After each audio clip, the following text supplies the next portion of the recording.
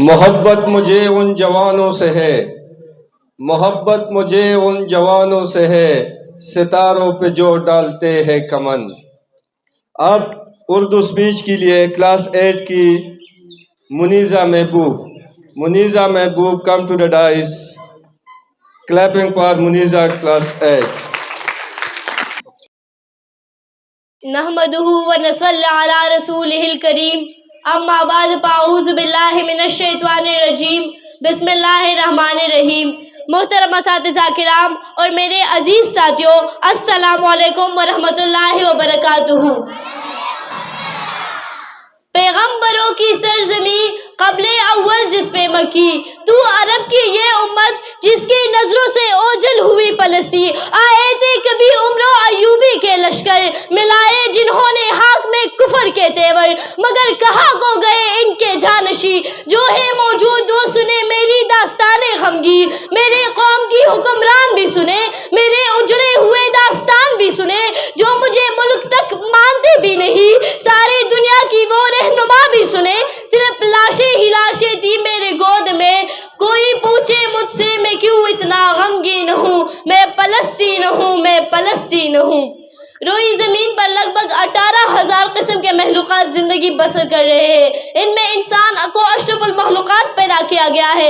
عموماً انسان آزاداً اور خود مختار زندگی بسر کرتے ہیں، لیکن افسوس کہ کچھ مسلمانوں کو خود مختاری تو کیا آزاد جینے کا حق بھی نہیں دیا جاتا، اور وہ کوئی اور نہیں بلکہ ہماری کشمیری، فلسطین، شام اور روہنگیا کے مسلمان ہیں، جن نبی کریم صلی اللہ علیہ وسلم نے فرمایا خیر کے 10 حصے ہیں، جن میں 9 ملک شام میں اور 1 پورے عالم اسلام میں ہے۔ نبی کریم صلی اللہ علیہ وسلم نے یہ بھی فرمایا کہ شام کی ذمہ داری میری وجہ سے اللہ تعالیٰ نے خود لی ہے۔ اس قول سے یہ معلوم ہوتا ہے کہ اگر شام میں امن نہیں ہوگا تو کہیں بھی امن نہیں دیکھ پاؤ گے۔ آج میں حکومتی وقت سے پوچھنا چاہتی ہوں کہ افغانستان پیش کر، عراق پیش کر، شام دے کر، لبنان دے کر، فلسطین پیش کر، بتاؤ کس امن کی بات کرتے ہو؟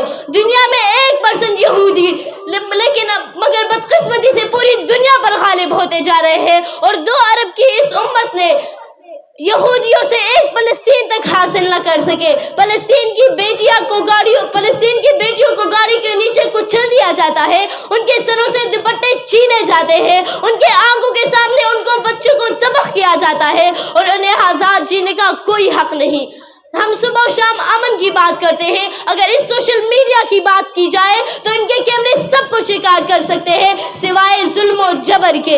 آج فلسطین میں ہماری بیٹیاں چیخ چیخ کر پکار رہی ہے کہ ہے کوئی محمد بن قاسم جو ہمیں اس کفر سے بچائے۔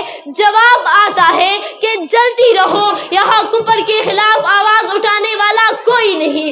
تمنا ہے کہ سارا ہند پاکستان ہو جائے، تمنا ہے کہ سارا ہند پاکستان ہو جائے، اور باری دیگر دین نبی کا پھر سے اعلان ہو جائے، اور دیکھیں ہم اپنی رب کی فرمان کا آخری منظر، نبی کی شان کا منظر، نبی کی آن کا منظر۔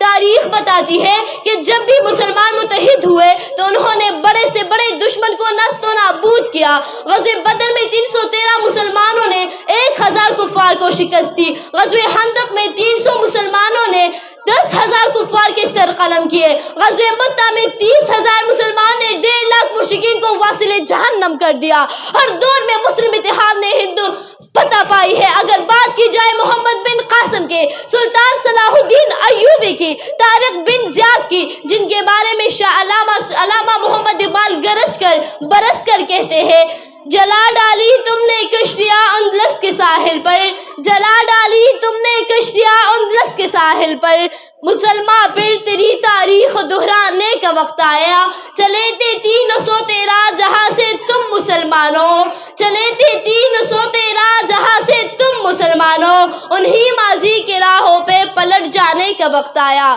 آج عہد کرتے ہیں کہ ہم کبھی بیت المقدس ان ظالموں کے ہاتھ برباد نہیں ہونے دیں گے۔ خدا کی قسم ہم کمزور ضرور ہیں مگر بے ضمیر نہیں، مگر بے ضمیر نہیں۔ نہ سر جھکا کے جیے نہ منہ چھپا کے جیے، نہ سر جھکا کے جیے نہ منہ چھپا کے جیے، ستمگر کی نظروں میں نظریں ملا کر جیے۔ اگر ہم 2 دن کم جیے تو اس میں حیرت کیا، ہم ان کے ساتھ ہیں جو شمع جلا کے جیے۔ والسلام۔